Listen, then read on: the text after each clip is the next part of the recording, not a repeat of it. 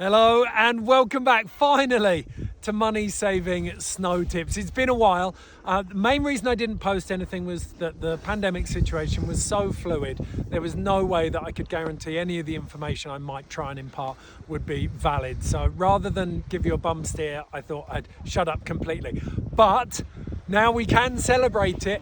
All restrictions, save for a couple of annoying forms to get into Switzerland, France and Austria, have been dropped. You don't have those annoying or expensive pre-departure tests either, which means that late season March, April skiing is back on the agenda.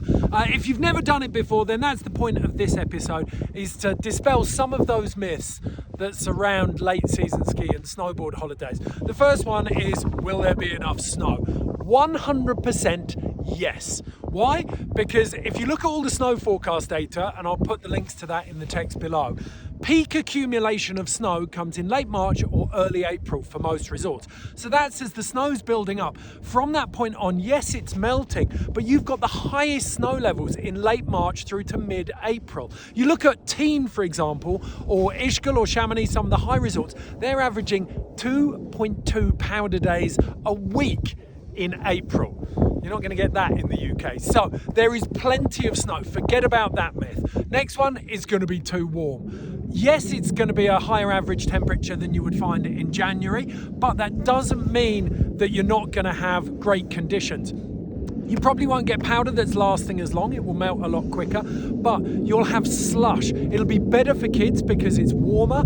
And if you're really after those beautiful carving conditions, you get up early and then you can blast some corduroy first thing in the mornings. Then it starts to melt, but the days are longer, temperatures are warmer. It is brilliant for taking kids up because you don't have that early morning rush to try and get up by 8:30, 9 o'clock.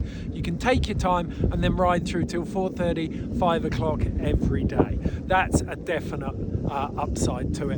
And then the other one, will the resorts even be open? 100% yes. Those resorts I named earlier on, Val Thorens, Ischgl, Chamonix, and then in the States, they're open until May. In the US, they're open until June. So you've got that peak accumulation level. So the resorts are definitely open. And the end of the season, you start to get this lovely festival vibe because everyone's starting to relax. The meat of the season is done. People can start to chill. So there's a really lovely atmosphere. And this year, that's going to be especially pronounced because everyone's welcoming back tourists for the first time. So you're going to be so welcome. I think there'll be a very special atmosphere at the end of season this year.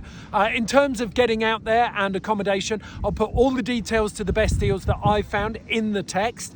Check those out. I know that EasyJet are ramping up their schedules again. So they're going to start knocking down. They're going to try and keep prices low as they fill in the flights.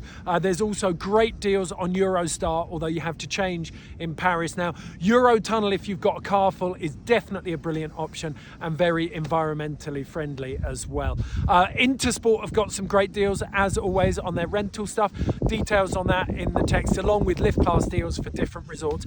And then there's one card that I wanted to tell you about on the end here. It's called Currency, as in current and then SEA. It's a first for the UK. There are 0% foreign exchange fees on any transaction. So it brings down all transactions by 85% minimum, and you get fee-free ATM withdrawals up to 500 quid in resort. So that is, and it's linked to your current account as well, so you don't need to preload anything. That one definitely worth checking out. I'll put all of the details to that in the text as well.